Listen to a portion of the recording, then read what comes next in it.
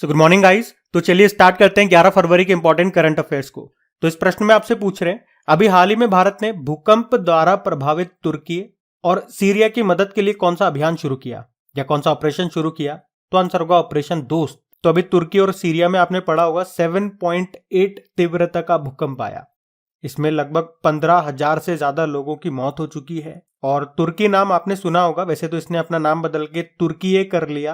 वैसे इसने कभी भारत का साथ तो नहीं दिया वक्त आने पे, हमेशा पाकिस्तान का साथ ही रहा ये। पर भारत तो भारत है भाई।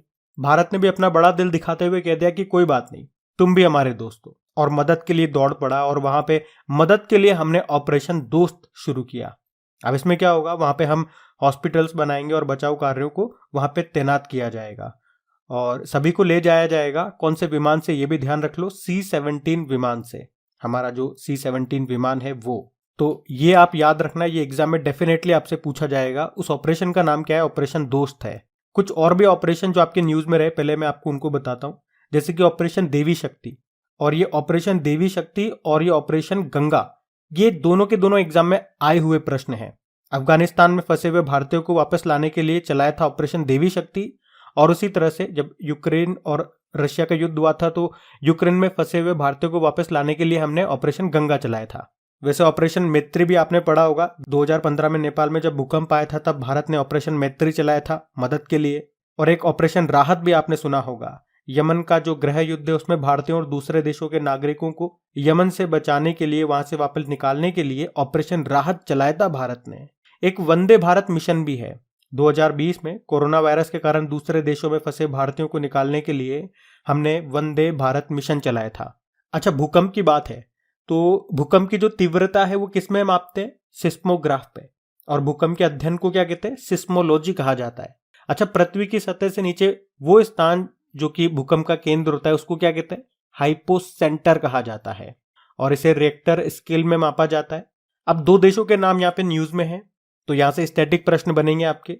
जैसे कि टर्की की बात करें पहले, तो इसकी कैपिटल अंकारा होती है, करेंसी है तुर्की लीरा, प्रेसिडेंट है रेसेप तैयप अर्दगान।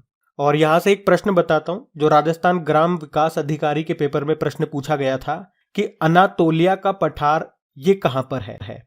तो ये तुर्की में है या तुर्की में है। और इसी को एशिया माइनर का पठार भी कहा जाता है। और याद रखना, तुर्की को यूरोप का मरीज भी कहा जाता है। और किस कॉन्टिनेंट में है ये? खास बात ये है, ये दो कॉन्टिनेंट में आता है। एशिया में भी है, सबसे ज्यादा पार्ट इसका एशिया में है, और यूरोप में भी ये आता है। इसीलिए इसको यूरोप और एशिया का पुल भी कहते हैं। और विश्व की सर्वाधिक लवणता वाली झील ये भी तुर्की में है, जिसका नाम है वॉन। बाकी सीरिया की अगर बात करते हैं तो कैपिटल दमिश्क है, और इसके प्रेसिडेंट हैं बशर अल असद। तो ये क्वेश्चन मोस्ट इंपॉर्टेंट है, और जो मैंने आपको एक्स्ट्रा फैक्ट्स बताए वो भी मोस्ट इंपॉर्टेंट है, ध्यान रखना बढ़ते हैं। चलिए फिर बताइए, हाल ही में विश्व दलहन दिवस कब मनाया गया? तो आंसर होगा 10 फरवरी को। तो दलहनी फसलों के महत्व को उजागर करने के लिए हर साल 10 फरवरी को विश्व दलहन दिवस के रूप में मनाया जाता है, वर्ल्ड पल्सेस डे। बात करें इस बार की थीम क्या है? पल्सेस फॉर सस्टेनेबल फ्यूचर, सतत भविष्य के लिए दालें। और भारत ये दलहन का सबसे बड़ा उत्पादक देश है, और भारत में बात करोगे तो राजस्थान टॉप पर है। अच्छा, वैसे भारतीय दलहन अनुसंधान संस्थान कहां पर है? कानपुर में है। और अभी हमने पढ़ा था दूध के उत्पादन में नंबर 1 भारत है। और अगर पूछे स्टील के उत्पादन में तो भारत दूसरे स्थान पर है, पहले पे चाइना है। अच्छा, दलहन से आपको एक प्रश्न और आता होगा, किस वर्ष को अंतरराष्ट्रीय दालों का वर्ष घोषित किया गया था? तो आंसर होगा 2016 को। और वैसे आप जानते हो अभी 2023 को हमने अंतरराष्ट्रीय मोटा अनाज वर्ष या बाजरे का अंतरराष्ट्रीय वर्ष कह दो, या इंग्लिश में ईयर ऑफ मिलेट्स, ये हमने घोषित किया 2023 को। मिलेट्स यानी कि बाजरे को अभी बजट में श्री अन्न कहा गया है, ये आप याद रखना। श्री अन्न किसे कहा गया? बाजरे को। और हैदराबाद में जो बाजरा अनुसंधान संस्थान है उसे उत्कृष्टता केंद्र, एक्सीलेंस सेंटर के रूप में घोषित किया गया है। तो ये पॉइंट्स भी आप याद रखें, इंपॉर्टेंट है। वैसे अभी फरवरी में कौन कौन से डे मना चुके हैं? तो 2 फरवरी को आपने वर्ल्ड वेटलैंड डे मनाया, विश्व आर्द्रभूमि दिवस। 4 फरवरी को वर्ल्ड कैंसर डे होता है, और 4 फरवरी को ही अंतर्राष्ट्रीय मानव बंधुत्व दिवस मनाया। फिर 7 फरवरी को सेफर इंटरनेट डे के रूप में मनाया था। तो ये आपके फरवरी के डेज हैं, इनको ध्यान रखना। और जो भी इंपॉर्टेंट डेज थे आपके जनवरी मंथ के, इंपॉर्टेंट डेज इन थीम, उस पर मैं वीडियो अपलोड कर चुका हूँ। क्विज भी आपको मिल जाएगी सॉल्व करने के लिए, प्रैक्टिस करने के लिए आपकी क्रैक एग्जाम एप्लीकेशन पे। अभी हम बढ़ते हैं आगे। चलिए फिर बताइए, हाल ही में क्रिकेट के तीनों फॉर्मेट में शतक लगाने वाले पहले भारतीय कप्तान कौन बन गए हैं? तो आंसर होगा रोहित शर्मा। तो भारतीय कप्तान रोहित शर्मा ये क्रिकेट के तीनों फॉर्मेट में शतक लगाने वाले पहले भारतीय कप्तान बन गए हैं। और अगर बात करें कि अंतर्राष्ट्रीय स्तर पर रोहित से पहले ये उपलब्धि पाने वाले 3 खिलाड़ी कप्तान हैं, कौन कौन है? श्रीलंका के पूर्व कप्तान तिलकर रत्ने दिलशान, एक साउथ अफ्रीका के पूर्व कप्तान फाफ डू प्लेसिस और पाकिस्तान के कप्तान बाबर आजम। अब चौथे ये बन गए रोहित शर्मा। विश्व स्तर पे तो चौथे और भारत में पहले। रोहित शर्मा से कुछ पॉइंट्स आपको याद दिलाऊं तो वनडे में एक मैच में सबसे ज्यादा रन बनाने वाले खिलाड़ी हैं ये, 264 रन। और वे एकमात्र ऐसे खिलाड़ी हैं जिन्होंने वनडे इतिहास में 3 दोहरे शतक लगाए हैं। और एक मैच में सर्वाधिक छक्के 16 छक्के लगाने वाले खिलाड़ी भी रोहित शर्मा हैं। अच्छा, अगर मैं आपसे पूछूं अभी men's test cricketer of the year 2022 का अवार्ड किसे मिला, तो आंसर होगा इंग्लैंड के बेन स्टॉक को। और वहीं महिला क्रिकेटर ऑफ द ईयर चुना गया इंग्लैंड की नेट साइवर को। और अभी नेट साइवर को ही महिला one day international cricketer of the year भी चुना गया। अगर आपसे पूछे कि सर गारफील्ड सोबर्स ट्रॉफी किसे मिली, पाकिस्तान के बाबर आजम को। और राचेल हेहो फ्लिंट ट्रॉफी मिली है नेट साइवर को। और ये जो बाबर आजम है men's ODI cricketer of the year भी इनको चुना गया है। जबकि men's T20 international cricketer of the year चुना गया है सूर्य कुमार यादव को। और women's T20 cricketer of the year चुना गया है ताहलिया मैकग्रॉ को, ये ऑस्ट्रेलिया की हैं। एक women's emerging cricketer of the year भी याद रखना रेणुका सिंह है। और स्पिरिट ऑफ क्रिकेट अवार्ड मिला है नेपाल के आसिफ शेख को। तो ये जो मैंने आपको पॉइंट्स बताए ये मोस्ट इंपॉर्टेंट है, ध्यान रखना। बढ़ते आगे। चलिए फिर बताइए, फरवरी 2023 में खेलो इंडिया विंटर गेम्स के तीसरे संस्करण का आयोजन कहां पे किया गया? तो आंसर होगा जम्मू कश्मीर में। हम बात कर रहे हैं यहाँ पे खेलो इंडिया विंटर गेम्स 2023 की। ये इसका तीसरा संस्करण है। कहां पे हुआ? जम्मू कश्मीर के गुलमर्ग में 10 से लेके 14 फरवरी तक। ये इसका तीसरा संस्करण है। आपको बता दूं सबसे पहले 2020 में इन खेलों का आयोजन हुआ था, यानी कि पहला संस्करण हुआ था 2020 में, जम्मू कश्मीर में ही हुआ था वो। उसमें जम्मू कश्मीर ही टॉप पे रहा था। दूसरा संस्करण इसका लेह लद्दाख में हुआ, उसमें भी जम्मू कश्मीर टॉप पे रहा था। और अभी ये तीसरा संस्करण है जो कि जम्मू कश्मीर के गुलमर्ग में। अच्छा, खेलो इंडिया से 2 पॉइंट और याद रखना। खेलो इंडिया यूथ गेम्स 2023 में इसका 5वां संस्करण है जो कहाँ पे होगा? मध्य प्रदेश में। और इसी तरह से खेलो इंडिया यूनिवर्सिटी गेम्स 2023 में तीसरा संस्करण है, कहाँ पे? उत्तर प्रदेश में। तो ये 3 पॉइंट्स यहाँ से कवर हो गए आपके। अब अगर मैं आपसे पूछूं अभी नेशनल गेम्स की अगर बात करें राष्ट्रीय खेलों की, 2022 में इसका 36वां संस्करण हुआ था गुजरात में। अब पूछेंगे 2023 में इसका 37वें नंबर का संस्करण कहाँ पे होगा? गोवा में। बाकी कॉमनवेल्थ गेम्स अभी हुए 2022 में, उसका 22वां संस्करण था, यूके बर्मिंगम में हुआ। उसमें टॉप पे ऑस्ट्रेलिया था। और अगला जो होगा 2026 में, हर 4 साल में होते हैं, 2026 वाला कहाँ पे होगा? ऑस्ट्रेलिया के विक्टोरिया में होगा। वहीं आपको बताएं अभी समर ओलंपिक भी होंगे 2024 में होंगे, 33 नंबर का संस्करण होगा, पेरिस फ्रांस में होगा। अभी आपने पढ़ा था फीफा मेंस वर्ल्ड कप 2022 में हुआ था दिसंबर में, ये इसका 22वां संस्करण था जो कतर में हुआ। अगला वाला कहाँ पे होगा 2026 में? 3 देशों में, कनाडा, यूएस और मैक्सिको में। और फिडे शतरंज ओलंपियाड का 44वां संस्करण पहली बार भारत में हुआ था, कहाँ पे? चेन्नई में हुआ था। तो ये पॉइंट्स भी ध्यान रखना। बढ़ते आगे। चलिए फिर बताइए, हाल ही में पत्रकारिता में उत्कृष्टता के लिए प्रतिष्ठित राजा राम मोहन रॉय राष्ट्रीय पुरस्कार के लिए किसे चुना गया? तो आंसर होगा A.B.K. प्रसाद को। तो वयोवृद्ध पत्रकार हैं डॉक्टर A.B.K. प्रसाद, जिनको पत्रकारिता में उत्कृष्टता के लिए प्रतिष्ठित राजा राम मोहन रॉय राष्ट्रीय पुरस्कार के लिए चुना गया। उन्हें आंध्र प्रदेश की सभी मुख्य धारा की पत्रिकाओं के संपादक होने का सम्मान प्राप्त है। उन्होंने 2004 से 2009 के दौरान संयुक्त आंध्र प्रदेश में राजभाषा आयोग के अध्यक्ष के रूप में भी कार्य किया है। और ये जो अभी पुरस्कार है ये किसके द्वारा दिया जाएगा? तो प्रेस काउंसिल ऑफ इंडिया के द्वारा। क्या नाम है? A.B.K. प्रसाद। आप जानते हो डॉक्टर कलाम सेवा पुरस्कार मिला था अभी रवि कुमार सागर को। और 2022 के लिए यूनाइटेड नेशन एनवायरनमेंट प्रोग्राम का चैंपियंस ऑफ द अर्थ पुरस्कार मिला है पूर्णिमा देवी बर्मन को। ये इंपॉर्टेंट नाम है। और 2022 का JCB साहित्य पुरस्कार मिला खालिद जावेद को। तो ये नाम भी याद रखना। बढ़ते आगे। चलिए फिर बताइए, फरवरी 2023 में आईसीसी T20 महिला विश्व कप ये कहाँ पे शुरू हुआ? तो आंसर होगा साउथ अफ्रीका में। तो अभी 10 फरवरी 2023 को साउथ अफ्रीका में ICC T20 women's world cup का आयोजन किया गया और ये पहली बार है जब ये टूर्नामेंट का आयोजन किसी अफ्रीकी देश में हो रहा है। पहले साउथ अफ्रीका की बात करेंगे। इसकी 3 कैपिटल देखने को मिलेगी, केप टाउन, प्रिटोरिया और ब्लेमफॉन्टेन। करेंसी साउथ अफ्रीकी रैंड होती है और प्रेसिडेंट है सिरिल रामाफोसा। अच्छा, इसी तरह से आपको याद होगा अभी महिला अंडर 19 T20 विश्व कप का आयोजन भी हुआ था साउथ अफ्रीका में। उसको भारत ने जीता था इंग्लैंड को हरा करके। कुछ और भी आपको याद दिलाऊं मैं, अगर आपसे पूछे कि अंडर 19 वर्ल्ड कप जो कि 2022 में हुआ था वो वेस्ट इंडीज में हुआ था, जिसको भारत ने जीता इंग्लैंड को हरा करके। अभी ब्लाइंड T20 वर्ल्ड कप 2022 का आयोजन हुआ था, ये भी लास्ट दिसंबर में ही हुआ था। जो भारत में हुआ था उसको भारत ने जीता बांग्लादेश को हरा करके और इसका ब्रांड एम्बेसडर युवराज सिंह को बनाया गया था। उसी तरह से 2022 में जो आईपीएल हुए थे वो उसका 15वां संस्करण था। भारत में हुआ था, गुजरात टाइटन ने जीता राजस्थान रॉयल को हरा करके। और आईसीसी T20 वर्ल्ड कप 2022 जिसका आयोजन ऑस्ट्रेलिया में हुआ था उसको इंग्लैंड ने जीता पाकिस्तान को हरा करके।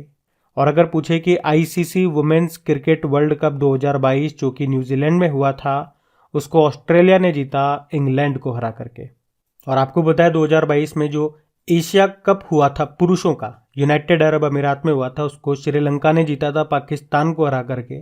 और एशिया कप जो महिलाओं का हुआ था बांग्लादेश में उसको भारत ने जीता था श्रीलंका को हरा करके।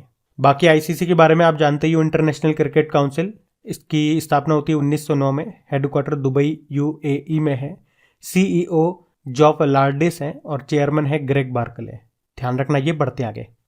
चलिए फिर बताइए, हाल ही में किस भारतीय कंपनी को फॉर्चून पत्रिका की दुनिया की सबसे प्रशंसित कंपनियों की सूची में शामिल किया गया? तो आंसर होगा टीसीएस को। तो अभी फॉर्चून पत्रिका, फॉर्चून मैगजीन ने प्रशंसित कंपनियों की सूची जारी की है।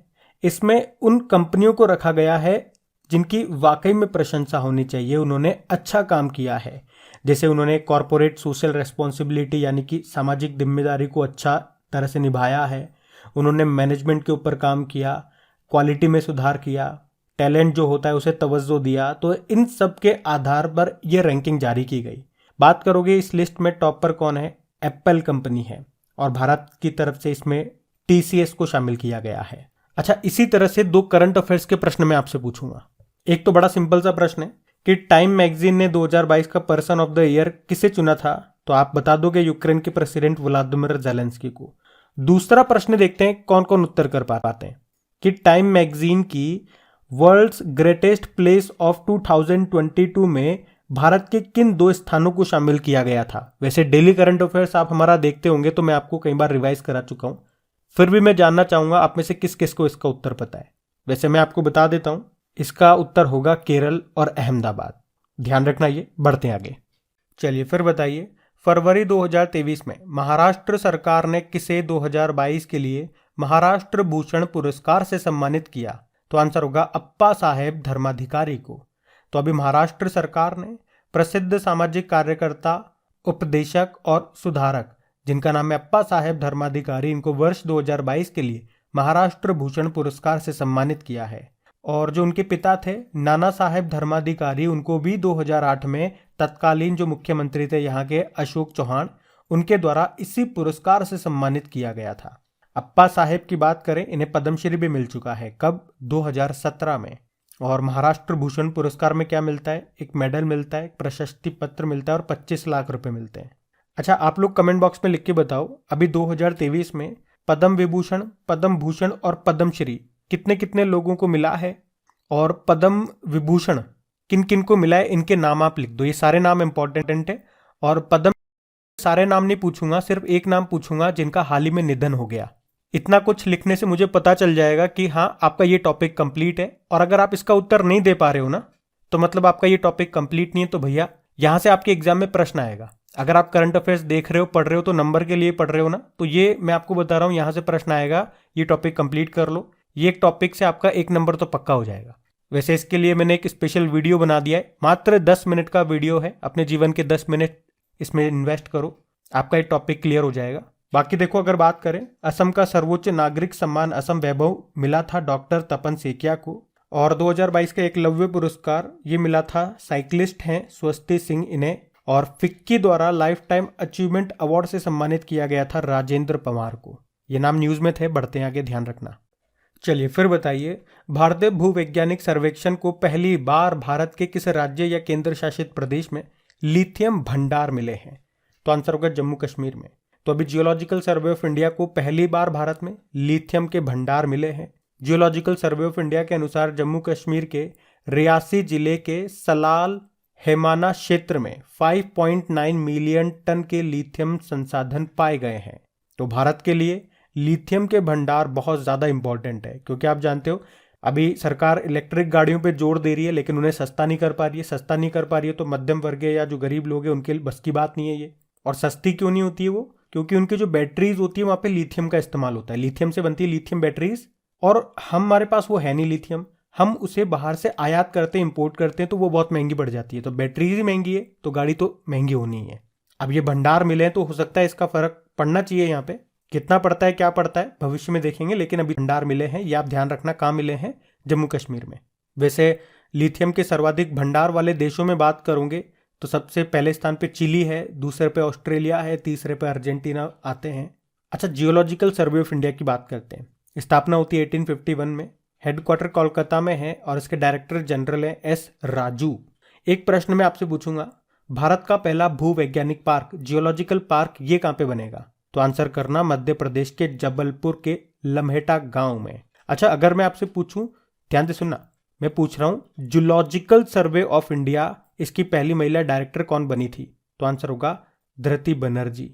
और अगर पूछा जाए कि हड़प्पा संस्कृति का सबसे बड़ा संग्रहालय म्यूजियम ये कहाँ पे बन रहा है? हरियाणा के राखीगढ़ी में। तो ये जो क्वेश्चन मैंने आपको एक्स्ट्रा बताया ना, ये इंपॉर्टेंट है, ध्यान रखना। और ये वैसे तो पूरा प्रश्न ही महत्वपूर्ण है। बढ़ते आगे। चलिए फिर बताइए, हाल ही में किस राज्य ने 108 नम्मा क्लिनिक लॉन्च किए हैं? तो आंसर होगा कर्नाटक ने। तो अभी कर्नाटक के जो मुख्यमंत्री बसवराज बोम्मई, उन्होंने बेंगलुरु में 108 नम्मा क्लिनिक लॉन्च किया है और इस कदम को शहरी स्वास्थ्य क्षेत्र में एक क्रांतिकारी कदम बताया है उन्होंने। मतलब यहाँ पे होगा क्या, जो दिहाड़ी मजदूरी करने वाले जो मजदूर होते हैं वो अपने स्वास्थ्य की जांच करा पाएंगे और इससे उनको बहुत फायदा मिलेगा। या आप एक लाइन में कह सकते हैं इसका उद्देश्य क्या है, सभी को आसानी से स्वास्थ्य सुविधाएं उपलब्ध हो सके, यही इसका मुख्य उद्देश्य है। आपको याद होगा कुछ समय पहले दिल्ली सरकार ने भी मोहल्ला क्लिनिक शुरू किए थे, उसी की तरह से आप समझिए इसे। अब बात कर्नाटक की है तो ये रहा मैप में कर्नाटक। देखो इसकी कैपिटल बंगलुरु है, मुख्यमंत्री कौन है? बसवराज बोम्मई है और गवर्नर है थावरचंद गहलोत। अभी आपको याद है एशिया का सबसे बड़ा हेलीकॉप्टर कारखाना कहाँ पे खोला गया? कर्नाटक के तुमकुरु में। और अभी देश के 7वें राष्ट्रीय फॉरेंसिक विज्ञान विश्वविद्यालय की आधारशिला कहाँ पे रखी गई? कर्नाटक के धारवाड़ में। स्टेच्यू ऑफ प्रॉस्पेरिटी आपको यहीं पे मिलेगी, बंगलुरु में जो केम्पेगौड़ा एयरपोर्ट है वहीं पे। और 2022 में डूरंड कप का आयोजन हुआ था, इसका संबंध फुटबॉल से है। इसका 131वां संस्करण हुआ था, उसको बंगलुरु फुटबॉल क्लब ने जीता था। और अभी जनवरी में 26वां राष्ट्रीय युवा महोत्सव का आयोजन भी हुआ कर्नाटक में। और भारत का पहला 3D प्रिंटेड पोस्ट ऑफिस किस शहर में खुलेगा? बंगलुरु में। और न्यू एजुकेशन पॉलिसी 2020 को लागू करने वाला पहला राज्य भी आपका कर्नाटक ही है। अब हम कल के करंट अफेयर्स का क्विक रिवीजन करेंगे। तो इसमें आपसे पूछा गया था कि 2 देशों के लिए शतक जड़ने वाले दुनिया के दूसरे खिलाड़ी कौन बने? तो आंसर होगा गैरी बैलेंस, जिम्बाब्वे के हैं ये। फिर आपसे पूछा सेफर इंटरनेट डे कब मनाया गया? 7 फरवरी को। फिर पूछा विक्ट्री सिटी ये किसकी बुक है? सलमान रुश्दी की बुक है। ये प्रश्न इंपॉर्टेंट है, याद रखना। फिर आपसे पूछा आर्टिफिशियल इंटेलिजेंस आधारित बार्ड चैटबॉट ये किसके द्वारा लॉन्च करने की घोषणा की गई? गूगल के द्वारा। अगला प्रश्न है किस भुगतान ऐप के द्वारा भारत में पहली बार अंतर्राष्ट्रीय यूपीआई भुगतान सेवा शुरू करने की घोषणा की? फोनपे ने। फिर आपसे पूछा कि पूर्वोत्तर क्षेत्र के युवाओं के लिए युवा संगम पंजीकरण पोर्टल ये कहाँ पे लॉन्च हुआ? नई दिल्ली में। फिर पूछा फैमिली आईडी पोर्टल ये कहाँ पे लॉन्च हुआ? उत्तर प्रदेश में। फिर आपसे पूछा भारत का पहला ग्लास इग्लू रेस्टोरेंट कहाँ खोला गया? जम्मू कश्मीर के गुलमर्ग में। और फिर पूछा कि यूपीआई पर रुपे क्रेडिट कार्ड को सपोर्ट करने वाला भारत का पहला ऐप कौन सा बना? तो आंसर होगा मोबीक्विक। और फिर अगला प्रश्न है किसने अभी डिजिटल पेमेंट उत्सव को शुरू किया? तो आंसर होगा अश्विनी वैष्णव ने। कहाँ पे? नई दिल्ली में। अब हम क्या करेंगे, 2022 के टॉप 10 इंपॉर्टेंट करंट अफेयर्स का क्विक रिवीजन करेंगे। उसके बाद आपका टेस्ट होगा जिसमें टॉप 5 साइंस के प्रश्न और टॉप 5 स्टैटिक प्रश्न होंगे। तो चलिए शुरू करते हैं। तो पहला प्रश्न आपसे पूछ रहे हैं, अभी हाल ही में किस भारतीय को फ्रांसीसी सरकार के द्वारा शेवेलियर पुरस्कार से सम्मानित किया गया? तो आंसर होगा अरुणा साईराम को। अगला प्रश्न है, अभी किस राज्य के मुख्यमंत्री ने मुख्यमंत्री लखपति दीदी योजना को शुरू किया? तो आंसर होगा उत्तराखंड। फिर अगला प्रश्न है, अभी किस राज्य ने भारत की पहली महिला मुस्लिम शिक्षिका फातिमा शेख पर एक पाठ की शुरुआत की? तो आंसर होगा आंध्र प्रदेश। अगला प्रश्न है, अभी नवंबर 2022 में भारत के पहले मतदाता रहे श्याम शरण नेगी का निधन हो गया, वे किस राज्य से थे? हिमाचल प्रदेश। अगला प्रश्न है, अभी केंद्र सरकार ने उच्च शिक्षण संस्थानों के मूल्यांकन और मान्यता को मजबूत करने के लिए एक समिति का गठन किया है, इसके अध्यक्ष किसे बनाया गया? डॉक्टर के राधाकृष्णन को। फिर अगला प्रश्न है, अभी किस राज्य के मुख्यमंत्री ने ई उपहार पोर्टल और मुख्यमंत्री डैशबोर्ड को लॉन्च किया? तो आंसर होगा हरियाणा। अगला प्रश्न है, विश्व सुनामी जागरूकता दिवस कब मनाया गया? तो आंसर होगा 5 नवंबर को। फिर अगला प्रश्न है, क्या है अगला प्रश्न कि अभी हाल ही में अंतरराष्ट्रीय हॉकी महासंघ के नए अध्यक्ष कौन बने? इंपॉर्टेंट है, मोहम्मद तैयब इकराम। और अगला प्रश्न है, सैयद मुश्ताक अली ट्रॉफी 2022-23 का संस्करण किसने जीता? तो आंसर होगा मुंबई ने। और किसे हराया? तो आंसर होगा हिमाचल प्रदेश को। और अगला प्रश्न है कि दुनिया की पहली वैदिक घड़ी कहां पे स्थापित की जाएगी? तो आंसर होगा उज्जैन में। तो ये हमने 2022 के कुछ इंपॉर्टेंट 10 क्वेश्चन का भी रिवीजन कर लिया। तो इसमें पहला प्रश्न आपसे पूछ रहे हैं कि खजुराहो मंदिर का निर्माण किसने करवाया? तो आंसर होगा चंदेल शासकों ने। अगला प्रश्न है, भारतीय संविधान के किस अनुच्छेद में राष्ट्रपति की समाधान की शक्तियों का उल्लेख है? तो आंसर होगा आर्टिकल 72।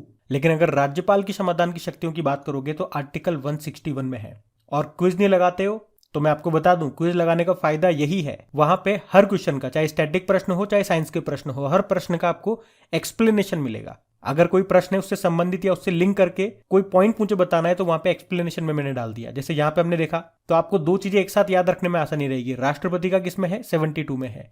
और राज्यपाल की बात करोगे तो 161 में है। उसी तरह से साइंस का कोई प्रश्न है, अगर उसको कोई एक्सप्लेन करना हुआ कि ऐसा क्यों होता है तो वो एक्सप्लेनेशन में आपको मिल जाएगा, ताकि समझने में आसानी रहती है। तो क्विज का लिंक नीचे डिस्क्रिप्शन बॉक्स में मिलेगा। और क्विज वहां पे कहां पे मिलेगी? प्रीवियस ईयर वाले सेक्शन में, क्योंकि ये सारे प्रश्न मैं आपको जो करा रहा हूं साइंस के और स्टैटिक वाले, ये प्रीवियस ईयर कहीं ना कहीं एग्जाम में पूछे गए हैं आपके, ये वही वाले मैं कंसिडर कर रहा हूं। तो क्विज में प्रीवियस ईयर वाले सेक्शन में जाना, स्टैटिक में भी और साइंस वाले में भी, वहां मिलेंगे आपको एक्सप्लेनेशन। अगला प्रश्न देखते हैं। अगला प्रश्न है, भारत के संविधान का अनुच्छेद 123 राष्ट्रपति को किसका अधिकार देता है? संसद के अवकाश के दौरान अध्यादेश की घोषणा करने का। और अगर राज्यपाल की बात करोगे तो अनुच्छेद 213 के तहत अध्यादेश वो जारी कर सकता है। देखो हो गया ना, कोरिलेट करके याद करना। तो ये फायदा इन चीजों से, क्योंकि सारा तो मैं यहाँ पे एक्सप्लेन नहीं करा सकता हूं आपको। अगला प्रश्न देखते हैं कि भूमध्य सागर का प्रकाश स्तंभ किसको कहते हैं? तो आंसर होगा स्ट्राम्बोली को। अगला प्रश्न है, भारत का एकमात्र सक्रिय ज्वालामुखी बैरन द्वीप कहां पर है? अंडमान निकोबार में है। अब टॉप 5 साइंस के प्रश्न देखते हैं। तो पहला प्रश्न है, सिगरेट लाइटर जो होता है उसमें कौन सी गैस का उपयोग किया जाता है? तो आंसर होगा ब्यूटेन। या तो ब्यूटेन हो जाएगी या दोनों का मिक्सचर हो जाएगा। अगला प्रश्न है कि आर्टिफिशियल रेनिंग यानी कि कृत्रिम वर्षा और क्लाउड सीडिंग के लिए सबसे अधिक इस्तेमाल किया जाने वाला रसायन केमिकल कौन सा है? तो आंसर होगा सिल्वर आयोडाइड। अगला प्रश्न है कि खट्टे दूध में कौन सा एसिड उपस्थित होता है? तो आंसर होगा लैक्टिक एसिड। बाकी कुछ टेबल मैंने यहाँ लगा दी है, तो आप इनको भी रीड कर सकते हैं वीडियो को पॉज करके। जैसे कि सिरका हमने पढ़ा था एसिटिक एसिड होता है, नारंगी यानी कि जितने खट्टे फल हैं सिट्रिक एसिड होता है, इमली में टार्ट्रिक होता है, टमाटर में ऑक्सैलिक होता है। अगला प्रश्न है, जो वॉशिंग सोडा है उसका रासायनिक नाम, केमिकल नेम पूछ रहे हैं, तो आंसर होगा सोडियम कार्बोनेट। बाकी यहाँ पे देख सकते हो कुछ लिस्ट मैंने यहाँ पे भी लगा दी है, इनका भी आप चाहो तो स्क्रीनशॉट ले सकते हो, क्योंकि इस तरह के प्रश्न आते हैं एक एग्जाम में, इसीलिए मैंने यहाँ पे लगा दिया। अगला प्रश्न देखते हैं कि किस यौगिक को कास्टिक सोडा के रूप में जाना जाता है? तो आंसर होगा NaOH। अब कल का होमवर्क प्रश्न देखते हैं और सेशन एंड करते हैं। तो कल के वीडियो में आपसे पूछा गया था कि 2024 में देश का पहला कोयला गैसीकरण आधारित तलचर उर्वरक संयंत्र ये किस राज्य में शुरू होगा? तो आंसर होगा उड़ीसा में। आप सभी ने प्रश्न का बिल्कुल सही उत्तर दिया। बाकी 10 फरवरी के डेली करंट अफेयर्स के क्विज के रिजल्ट हमारे पास आ चुके हैं। टॉप 5 स्टूडेंट्स की बात करें तो टॉप किया है मनीष कुमार ने, कॉन्ग्रेचुलेशन मनीष। उसके बाद राहुल है, मुकेश है, कर्मी हंसडा है और गुलशन कुमार है। आप सभी को कॉन्ग्रेचुलेशन। और जो स्टूडेंट क्विज नहीं लगा रहे उनसे भी बोलूंगा कि क्विज जरूर लगाया करें, क्योंकि हम जो प्रश्न इसमें पढ़ रहे हैं वो तो आपकी क्विज में मिलेंगे ही सही, इनकी प्रैक्टिस आपकी होगी। बाकी इनके साथ मैं पुराने महीनों के भी क्वेश्चन ऐड कर रहा हूँ, 5-6 क्वेश्चन, ताकि साथ के साथ आपका उनका भी रिविजन होता रहे। तो इनका रिविजन लगातार जारी रखें। मुश्किल से 1 या 2 मिनट लगेगा आपको क्विज लगाने में, पर आपकी प्रैक्टिस होती रहेगी तो आपका कॉन्फिडेंस बना रहेगा। क्रैक एग्जाम एप्लीकेशन का लिंक नीचे डिस्क्रिप्शन बॉक्स में है। और लाइक नहीं करा तो लाइक कर देना, शेयर भी कर देना अपने दोस्तों के साथ में। अब ये रहा आज का आपका होमवर्क प्रश्न।